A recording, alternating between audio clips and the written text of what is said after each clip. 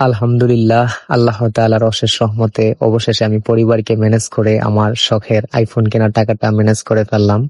তো যাই হোক, আসলে আমার মনে অনেক ফুর্তি নিয়ে আমি বসুন্ধরা যমুনা ফিউচার পার্কে আসছি। তো এখন আমরা গাজীপুর থেকে দোতলা বাসে উঠে ফ্লাইওভারের উপর দিয়া বসুন্ধরা যাচ্ছি। তো আসলে এই জায়গাটা যে এখন বর্তমানে এতটা সুন্দর হইছে বা এত সুন্দর করে ফ্লাইওভার করছে, ঢাকা শহরের বড় বড় বিল্ডিং গুলা, মানে অনেক ভালো লাগে, দেখার মতো একটা জায়গা। তো যাই হোক, আমি ভিডিও ফুটেজ ধারণ করলাম ফোনে।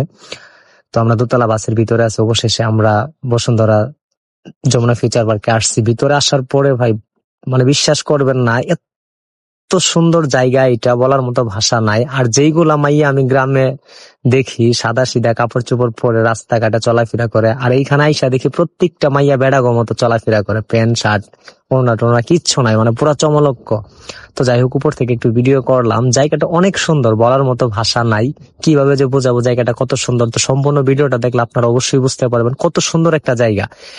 আসলে এইখানে মানে কি বলবো ভাইরে ভাই, মানে বলার মতো কোনো ভাষা নাই। তো আমি সবশেষে একটা কথাই বলি যে এইখানে আসার পরে আমার মনটা, মানে যতটুকু আমি ডিপ্রেশনের মধ্যে ছিলাম, ডিপ্রেশন কেটে গেছে। মানে এই জায়গায় পরিস্থিতি, মানুষজনের চলাফেরা এবং পোশাক আশাকের ধরন দেখে মেয়েদের, মানে আমি অত্যন্ত হয়ে গেছি, মানে কেমন জানি হয়ে গেছি, বলার মতো ভাষা নেই। আমি খালি সবগুলা চায়া দেখতেছি কিসের ফোন কিনবো, কিসের কি, মানে ভালোই লাগতেছে, খারাপ না। অবশেষে আমি ভিতরে আসছি, আসার পরে দেখি এই জায়গাটা অনেক সুন্দর একটা জায়গা। তো যারা কখনো যমুনা ফিউচার পার্ক বা বসুন্ধরায় আসেন নাই, তারা অবশ্যই বুঝবেন না, যদি কখনো আসেন তাহলে বুঝতে পারবেন যে জায়গাটা কত সুন্দর একটা জায়গা।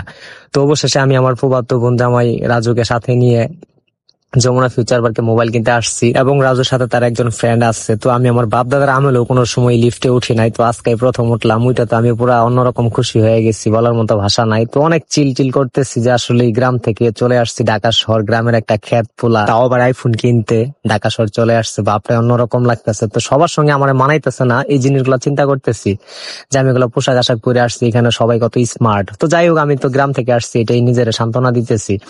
তো এটা বড় কথা না। তো আমি অনেকভাবে ভিডিও করে আপনাদেরকে দেখানোর চেষ্টা করতেছি কিসের ফোন কিনবো, কিসের কি, মানে এগুলা দেখি আমি পুরো শিহরিত হয়ে গেছি। আমার মনটা চাইতেছে না যে আমি দেশে চলে যাই, মানে গ্রামের বাড়িতে। তো যাই হোক, অবশেষে আমি যে জিনিসগুলা ভিডিও করতেছিলাম এইগুলো আপনারা চোখের দেখাতেই দেখে নিবেন, আসলে আমি আর কিছু বলবো না। তো আপনারা যারা গ্রামে থাকেন, যারা কখনো এই বসুন্ধরা যমুনা ফিউচার পার্কে আসেন নাই, তারা এইখানের মজাটা বুঝবেন না। তো এটা আসলে রঙিলা জগৎ। ওনার দোকানে এসে পড়ছি এখন আমরা ফোনটা কেনার জন্য, যে ফোনটা আমি পছন্দ করে গেছিলাম দেশে থেকে। তো যাই হোক, ওই ফোনটাই আমি নিতেছি, শুধু কালারটা চেঞ্জ করে। তো যাই হোক, অবশেষে অনেকগুলা টাকা গোনার পর ফোনটা আমাকে আনবক্সিং করে ওপেন করে দিল।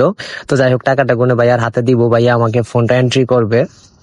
তো যাই হোক, অনেকগুলা টাকা, একটা ব্যাপার স্যাপার আছে না।